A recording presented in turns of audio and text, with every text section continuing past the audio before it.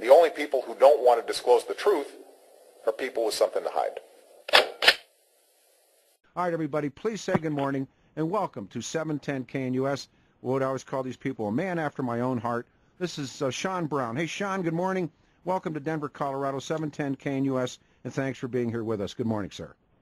Hey, good morning to you, too. Yeah. Thanks for having me on. Oh, it's more than my pleasure. You know, there seems to be, and by the way, because we just passed 6 o'clock, this is 710 KNUS, and it's Monday morning, and 710 KNUS Weather Center weather, 62 the high today, 32 tonight, 60 Tuesday, 55 Wednesday, and 50 on Thursday. This is about Barack Obama's life story. Now, I came across, as we always do, an ever-growing number of people who have joined in the cause to discover just exactly who is Barack Obama and what is his true life story. So what I should have done, Sean, so I apologize, tell the audience a little bit about yourself and how you've come to this conclusion or why you've joined the fight. Maybe that's a better way to do it. Well, I'm a journalist for the website Mr. Conservative, and I've been researching a lot to do with his Social Security number and his birth certificate. And, I mean, really, the recent revelations from it have been pretty major, like the other people who have come forward with it and everything. So I've written quite a few articles about it and found quite some really interesting things. Let me, if I may, because we're just getting to know you. Number one, where are we speaking to you from? I'm in Charlotte, North Carolina. May I ask educational background, your age, and what was the moment for you when you decided that Barack Obama's life story was a con job? Well, I'm 32. I really don't have any, formal schooling. I've been to school, but I just haven't gotten any degrees. But it was probably back in 2008, 2009, right after he got elected, and I had read a story from Breitbart about his publicist changing his birth location on their website. That's true. It was for 16 years. It said that he was born in Kenya and raised in Indonesia. Mm-hmm. And then they changed it, and the head of the company said that it was a research error. And that isn't true, so is it? No, it's not true at all. I mean, nobody knows where this guy came from, and he's spent, tons of money covering it up. And most recently with his birth certificate, even the cold case posse from Joe Arpaio. Joe Arpaio. I apologize. It's all right. They came up with they had two document examiners, and a third guy verify it. The third guy, Reed Hayes, he's a professional document examiner and a Democrat out of Hawaii. Now, we know him. He's been employed by Perkins Coie, the same firm that's defending Obama's eligibility. Well, they're the ones, the Perkins Coie firm, that woman flew the birth certificate PDF file, allegedly flew. I don't think she took a PDF from Hawaii, but she's the woman, the lawyer, Judith Corley, I think is her name, and she's from Perkins Coie, and she's the private sector attorney that allegedly delivered the PDF. So, I mean, yeah. So, what was your moment? I mean, when I talk to people like yourself, and we know housewives, we know private eyes, we know attorneys, we know media investigators, we know investigative reporters, in this ever-growing number of people that simply do not believe the life story. I'm pursuing this, Sean, by the way. I would like to have, and Denver might be the ideal place, to everybody get as many people as we can together, like a symposium, and everybody bring their evidence or their questions, and all of us sit down, hundreds of us, and say, who the hell is this guy? So if I were to ask you this question primarily first, and I apologize, I should have asked this as well first, because every reputable person I speak to, when I say, who is Barack Obama, they say, I don't know. So I'll give you that lead question. Sean, who is Barack Obama? To be honest with you, I really don't know. Neither do I.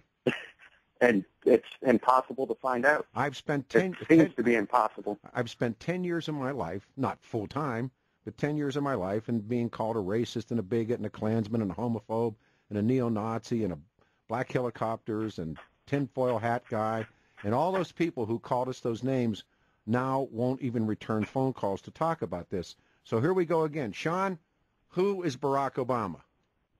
I couldn't tell you, man. I really couldn't. You're on the money. So these new allegations stemming from the birth certificate and also the SSN, the Social Security number, what would you like to add to the mystery? Well, what I found, what I was saying before, is that Reed Hayes, the document that they uploaded, the PDF document that was supposedly his long-form birth certificate, that was examined by Reed Hayes, and they said it was a 9-layer PDF, not authentic in the least. That's right. He said there's no way possible that that's an original. I forgot what I was going to say. I apologize. But Hayes' report's 30 pages long.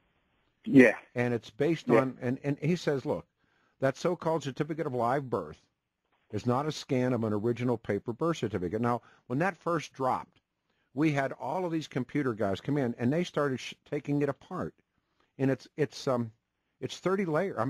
It's how many layers do you think it is? I forget what he said. It's 9 layers. They did a 1,200-point inspection on it. Yeah, 9 layers. Yeah, and they found 20 documentable inconsistencies that make it not like original.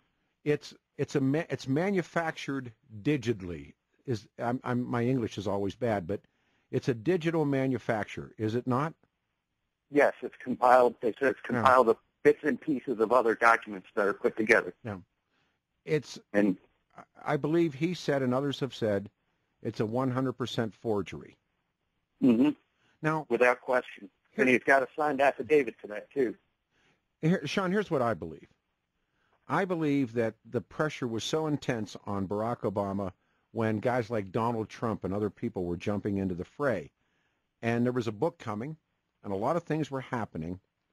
And so they used his private law firm, and they sent this woman to Hawaii. But in the meantime, this is my personal belief, that Barack Obama or someone inside the organization, and I call this guy Jimmy Down the Hall, and Jimmy Down the Hall made this birth certificate that Judith Corley allegedly brings to Hawaii. Now, for me, the MacGuffin in the birth certificate is when it says father's race, and it says African.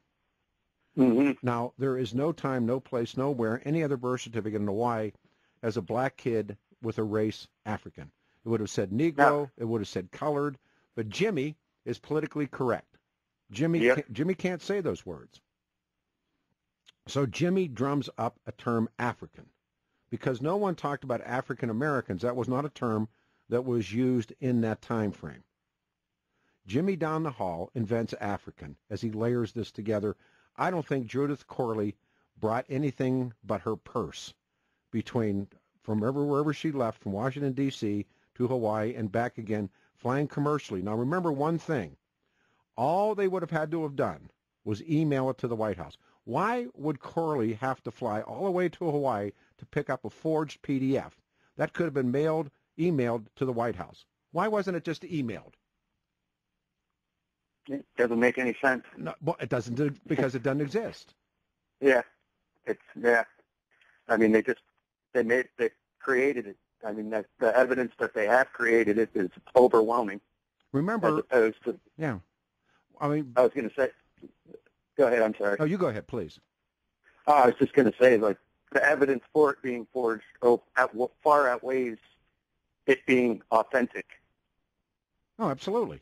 I mean, the numbers don't fit. I mean, the time, nothing fits. But it was mother's milk to the mainstream press. Remember, White House counsel Bob Bauer, who is from that same law firm, Perkins Coie, and that's where Judith Corley works, and how she hopped a plane from D.C. to Honolulu to get an envelope from Loretta Fuddy, who's now dead. Fuddy was the director of the Hawaii Health Department, to bring that back to Obama. Now, the envelope contained 2 paper photocopies of Obama's original long-form birth certificate. Now, the Hawaiian Independent newspaper reported Corley had appeared in person at the Hawaii DOH building in Honolulu.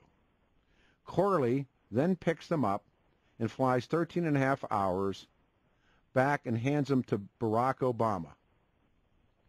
She didn't make any beach visits. She flew in, turned around, and came right back the next day. 27-hour round trip. Corley delivers the documents to the White House April 26th at 4:30 in the afternoon. She left April 25th and came back April 26th. Do you believe that story?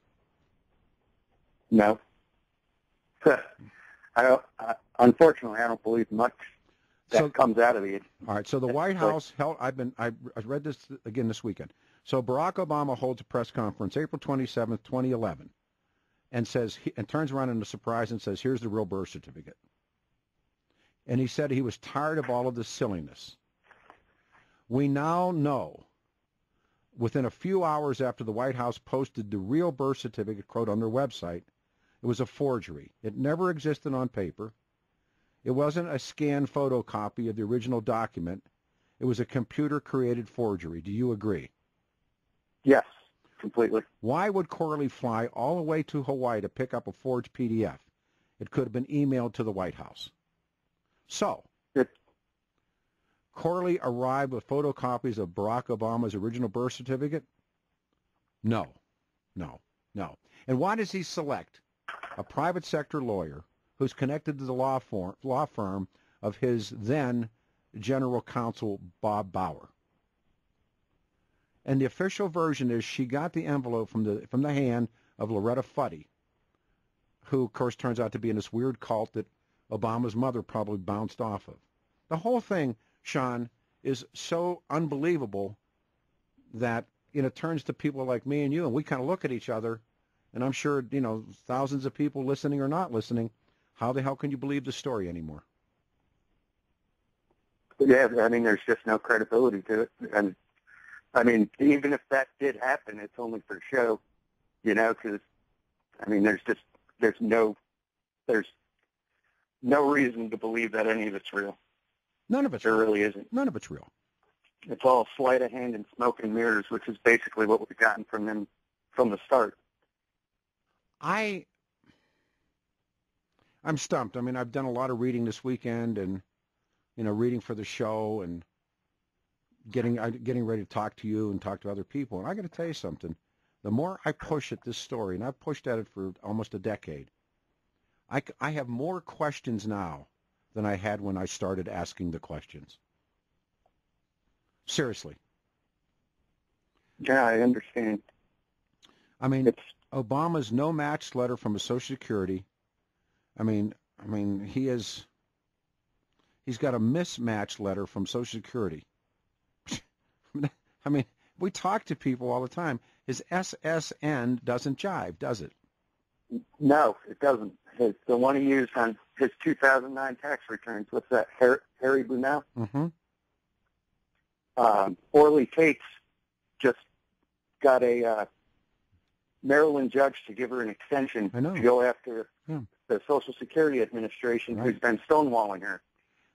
And that was predicated. Barack Obama, we now know, received what was called a notice of mismatch from the Social Security Administration August the 17th, 2011. That story came down the end of last week. He received a letter of mismatch from the SSN on August 17th, 2011. Does that same letter mean Obama is, it's what? Or who? And there's no answer to that question now either. No, and all his different addresses all have different Social Security numbers attached to them as well. What I believe, and again, tell me what you believe, I believe that 77, 76, 78, somewhere in and around there, he starts thinking about a public life. And he has been using a legitimate SSN that was granted from the Social Security Administration when he was 16, 17 years of age, working at Baskin-Robbins in Honolulu. And that Social Security number was assigned, because, numbers in the Social Security Administration mean where you got your number. And I believe his number was a special set-aside they give to foreign nationals. And I believe that's part of the scam that he's used, in his undergrad, graduate school, and he's used that Kenyan or I don't know, Indonesian or whatever the hell story he tells or told, or they told him to use, one way or the other. So he uses that. So he finds out now that if he drops that SSN in draft registration, which he did late, or whatever the hell he's going to do, he turns up to be a foreign national. He can't be that person and do what he wants to do. Or simply, it's part of his story. Maybe that's a better way to say it. And so now, we now know this, that the Social Security Administration sent him a no match, August 17th, 2011, a notice of mismatch. Now, I don't expect Brian Williams to do this, but I would think somebody would look at this and say, geez, that's pretty weird, isn't it? Yeah. Does that ring true that that's probably why he switched, or maybe why he switched? I can't. What's that? No, go ahead. I'm sorry.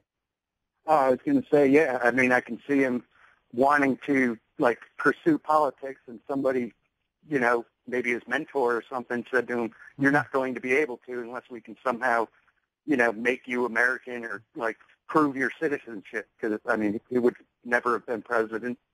Half his political career would have never happened. Yeah.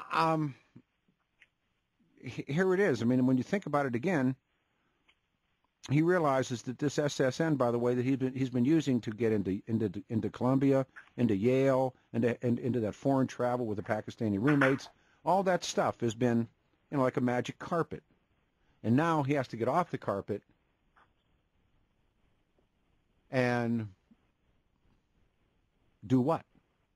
Try and become, change his life story, including being 2.5 years of age, going to the airport to say goodbye to his dad, and the happy family, instead of the truth is that he's probably 9 days old and his mother takes him to Washington State. I mean, it just comes apart, but you can't get anybody, or you can get certain people to at least look at it, but most of the mainstream press won't even come near the story, will they? No, they won't.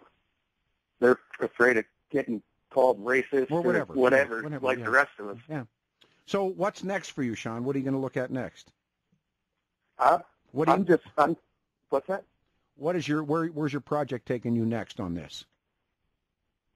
I've been looking into some things. We've been working on his father and his father's ties, to communist groups and things like that. So we're going to be revealing some things to do with that. We've been digging pretty hard into it. You stay close to us, and if you pop something up, you know how to get a hold of us, and we know how to get a hold of you.